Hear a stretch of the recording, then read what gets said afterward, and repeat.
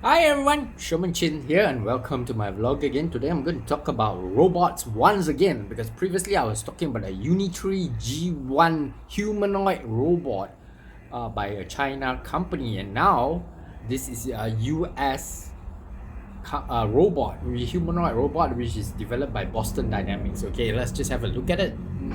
Atlas looks around, identifies the item as an engine cover, which is relevant to its task, spins around with some unusual footwork, picks up the engine cover, placing it in its rightful spot with a little punch. A bit more delicate than the punches we've seen thrown by Unitree's humanoid robots, but hey, maybe in time we'll see these robots square. So you see robots there, you see humanoid robots, but what's the difference? The difference is that Unitree G1 is more of spectacle where you see like the external workings of it. You see the robot going around doing its daily tasks, fighting, doing martial arts. But over here, you see the internals of the Boston Dynamics robot, right? It's analyzing and calculating using artificial intelligence, okay? So I'm just gonna skip forward a bit. The camera. Atlas's vision system includes most obviously a camera, which helps the robot identify relevant objects to its assigned task, as well as any potential hazards or boundaries to be avoided. We also see red and green overlaid over Atlas's point of view.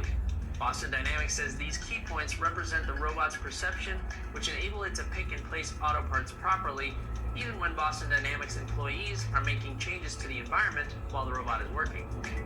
To be ready and prepared to react. Okay, so look at how Boston Dynamics is positioning the robot, right? It's more capable of adapting in real time using artificial intelligence.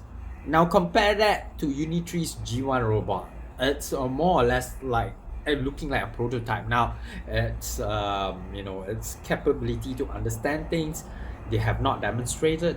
So the way I see it, this is my personal opinion, it's like comparing Android with Apple, right? Android comes up with very rough edges, right? But it's much cheaper. But Apple comes up with very refined products, okay, that works. I mean, at least that's what is happening last time. Obviously, with the Apple AI, it's not really working that well right now. But what I'm saying is that previously, when Apple concentrated on the quality of products, this is what we get. Okay, this is Boston Dynamics, and you have seen previous Boston Dynamics robots, and they're really good. Okay, so let's just to any environmental changes, Atlas needs to be constantly updating its model of the world around it. To accompany its 2D picture of its environment, Atlas also constructs a 3D model to help determine how far away items are, how to orient itself and the items it's grabbing, and more. To keep track of an object's position, even when the robot's view of them is blocked by its arm or the slot that the engine cover is in, Atlas is able to combine data from its vision system with information from its joints to determine the position of its grippers. When Atlas looks at an object, it can also determine its pose by comparing it to 3D models of similar objects it's been trained on. This can help Atlas determine where an object belongs and how best to pick it up.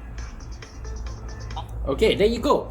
I would just like to add that I'm just gonna end the video here because I want to just give my opinion on how different the Chinese or the China manufacturers of robots, of humanoid robots, approach how they develop their robots compared to how the US robots are made, right? With Boston Dynamics, you can see that a lot of emphasis is put on the ability to adapt, right? Remember, I told you guys about how robots can be used in factory settings, but the reason why they are mostly arms right now, because the arms are able to perform most of the factory tasks, but sometimes when you want the robot to balance itself, as you can see here, balance itself and adapt to actually humans interrupting their flow, then it has to have that artificial intelligence. And because of that artificial intelligence and the computer vision and the ability to adapt, they act like really humans, right? So why they're humanoid? Otherwise, why make them in a humanoid form, right? So I think Boston Dynamics is approaching this the right way. And of course, if you need something cheaper, you can always get it from Unitree. That's all from me today. If you like videos like this, please do like, subscribe, click that notifications bell, And of course, use the links down below. Buy nice from thomas2.com.my and as well as NordVPN with my discount code. And I'll see you guys in the next one. Thank you guys. Bye. Take care now.